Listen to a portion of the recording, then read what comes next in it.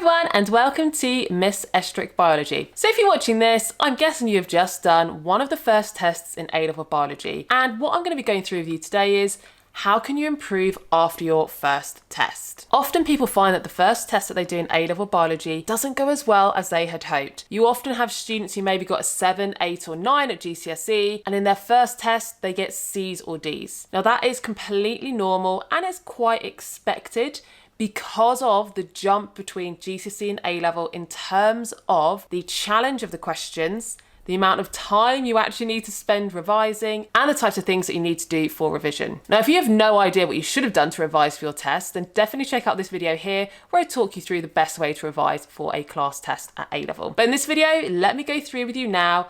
You've got your test result. What can you do next to make sure that you improve your grade? So number one is something that I call marks analysis. And if you have never come across this, then I have a whole video talking you through how to do marks analysis. And I recommend you do this after every single test. Marks analysis is a way for you to analyse where you went wrong in the test so that you know how to improve. So the M stands for maths. Any question that you lost a mark on that was linked to maths, you would identify that. A is application questions. R is if you misread the question, so reading the question. C is clarity of answer. So by that it might mean you had the correct idea, you just didn't explain it clearly enough, or maybe you didn't use the key terms that you needed. K is knowledge, so you just didn't know the answer or you wrote something wrong. And S is statements per question. And what that means is everything you wrote got a mark, you just didn't write enough. Now, what I would guess is at this stage, the 3 most common reasons people are losing marks at the start of A-level will be knowledge, clarity of answer, and application. Those are the 3 most common ones. Knowledge, because sometimes students don't realise at this stage just how much time it's going to take to learn and revise all of the content, so they end up running out of time and they don't cover everything. Clarity of answer, because it's getting used to exactly the wording that the mark schemes ask of you. And finally, application, because it's always going to be application throughout A-levels. Those questions are the hard ones and it's all about practice and learning how to improve. So definitely check out that video, go through your test following this marks analysis, tally up everywhere that you lost the marks and work out which skill you lost the most marks on. And that takes us into number 2, setting yourself a SMART target. We're going through lots of acronyms in this video because what does SMART stand for? Well, the S is specific, M is measurable, A is achievable, R is realistic, and T is time specific. So essentially you are setting yourself a target based on the analysis of your test result so that you know an exact activity in a period of time that you can complete to make sure that you improve. So let me give you an example. Let's say you've just done your biological molecules test, and in terms of your clarity of answer, you lost quite a few marks on the questions linked to biological tests in terms of food tests. Maybe you didn't know that you had to say add Benedict's and heat.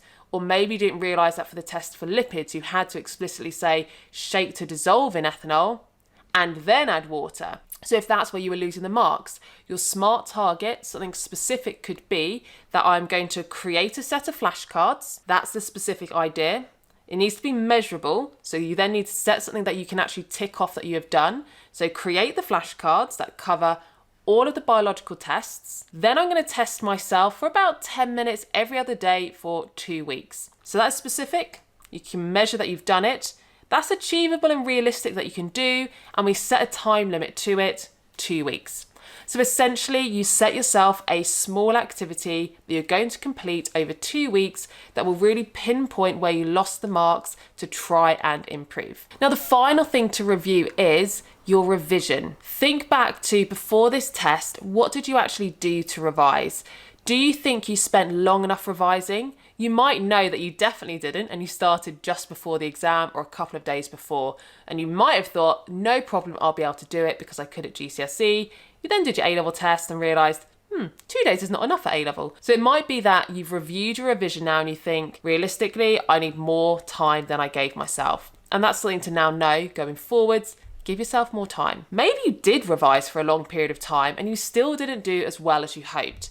And if that's the case, you need to review what you did for your revision. If you did things like just watching videos, writing notes, or rewriting notes, then that is not going to really help you for A-level. It does help you to understand, but it doesn't help to improve your memory or your exam technique, and those are key for A-level.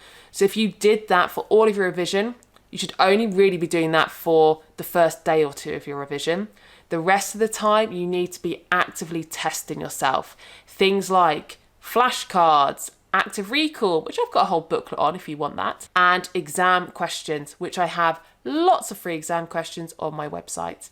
So those are the sorts of things that you should have been doing. Now, if you're watching this thinking, I did literally all of that. I did 2 weeks of revision. I did all of those active recall strategies that you suggested. I even watched your video telling me how to revise, and I still didn't get the grade that I want. Then what I'd say to you is remember that learning is not a linear process.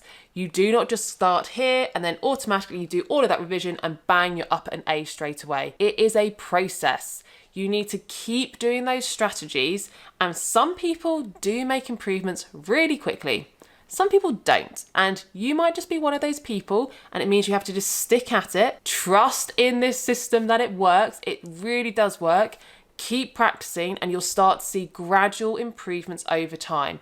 But the key is not to give up before you see those improvements, because for some people it takes time, and that is fine, because you've got time. So that is it. Take the time to reflect on your revision, your answers, and setting yourself a goal to make sure that by the time it gets to the next test, you do make some sort of incremental increase in your progress. And if you didn't do well, don't beat yourself up about it. It's one of your first tests. You've got plenty of time to improve. And to help you with that, I definitely recommend you watch this video next, where I go through all of the resources I recommend to help you go from a D to an A star in A-level biology.